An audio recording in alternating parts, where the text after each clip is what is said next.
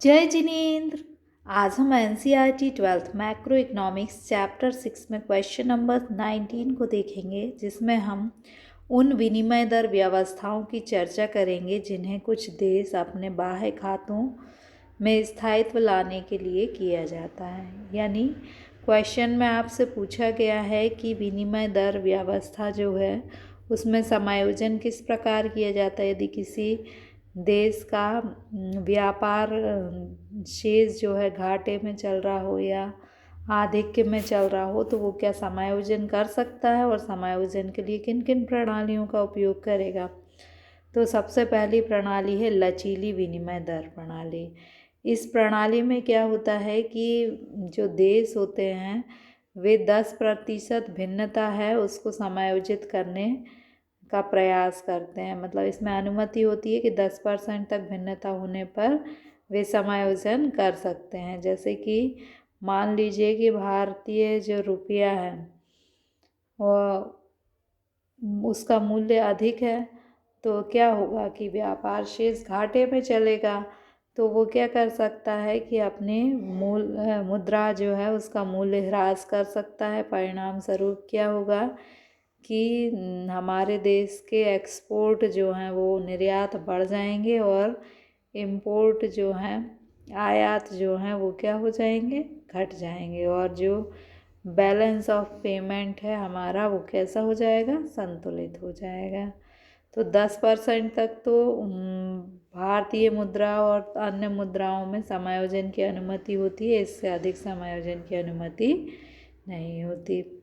फिर है रेंगने वाली खूंटी प्रणाली। इस प्रणाली में क्या होता है, इस प्रणाली में भी विनिमय दर में समायोजन तो किया जा सकता है, लेकिन समायोजन केवल 1% तक ही।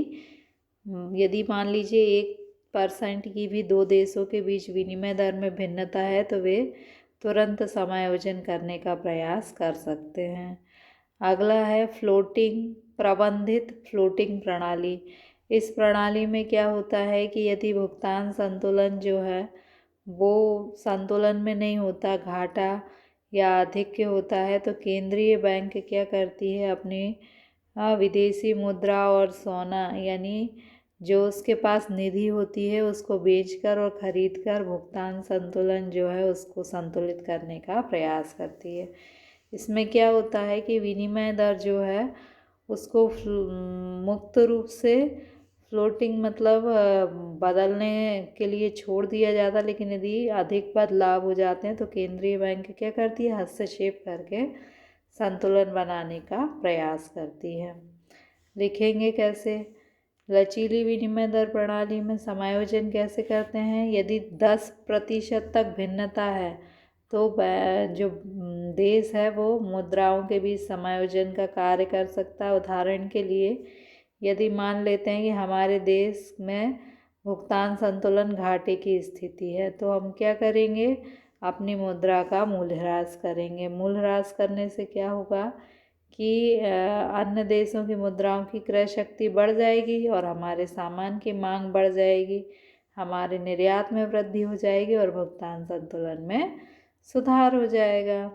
रेंगने वाली खूंटी प्रणाली, इसमें क्या होता है कि 1% तक भी भिन्नता होती है तो उसको समायोजित करने की अनुमति दी जाती है। प्रबंधित फ्लोटिंग प्रणाली में क्या होता है कि जो केंद्रीय बैंक होती है वो क्या करती है, विदेशी मुद्रा की खरीदी और बिक्री द्वारा हस्तक्षेप करती है, जिससे कि जो विनिमय दर में असमायोजन की स्थिति है वो हट कर क्या हो जाए, समायोजन की स्थिति निर्मित हो जाए। तो हमने क्या देखा, लचीली विनिमय दर प्रणाली में क्या होता है कि 10% तक भिन्नता जो है उसको समायोजित करने की अनुमति होती है। रेंगने वाली खूंटी प्रणाली में 1% भिन्नता होने पर ही बैंक समायोजन जो है कर लेती है। और प्रबंधित फ्लोटिंग प्रणाली में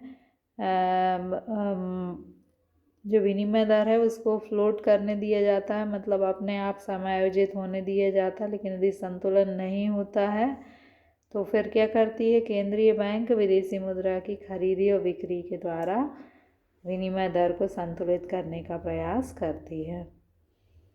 discuss some of exchange rate arguments that country have entered into the bring about stability in their external account। मतलब जो एक्सटर्नल अकाउंट्स होते हैं किसी भी कंट्री को, उसको एडजस्ट करने के लिए कौन कौन सी जो सिस्टम है उनका यूज़ किया जा सकता है, एक्सचेंज रेट आर्गुमेंट्स का उपयोग किया जा सकता है। फर्स्ट है wider brand. A system that allowed adjustment in fixed exchange rate is referred as a wide brand। मतलब इसमें क्या होता है कि 10% तक वेरिएशन होने पर एडजस्ट करने की परमिशन दी जाती है। ये परमिशन क्यों दी जाती है? मान लीजिए कि किसी देश में बीपीओ जो है डेफिसिट है, भुगतान संतुलन का घाटा है, तो वो क्या कर सकता है, अपनी करेंसी को डेप्रिसिएट कर सकता है। उससे क्या होगा कि अन्य देशों में डोमेस्टिक गुड्स की जो डिमांड होगी वो इंक्रीज़ हो जाएगी, और इससे क्या होगा कि फ्यूचर में हमारा एक्सपोर्ट इंक्रीज़ होगा और बीपीओ जो इम्बैलेंस है वह बैलेंस में आ जाएगा। अगला है क्राउलिंग पैड सिस्टम। इसमें क्या होता है कि 1% वेरिएशन जो होता है उसको एडजस्ट करने की अनुमति दी जाती है। मैनेज्ड फ्लोटिंग सिस्टम, इसमें सेंट्रल बैंक जो है वो वैसे तो एक्सचेंज रेट को फ्लोट करने देता है, लेकिन आवश्यकता होने पर फॉरेन करेंसी जो है उसको सेल और परचेज करके जो एक्सचेंज रेट होती है उसको बैलेंस करने का प्रयास करता है। So thank you.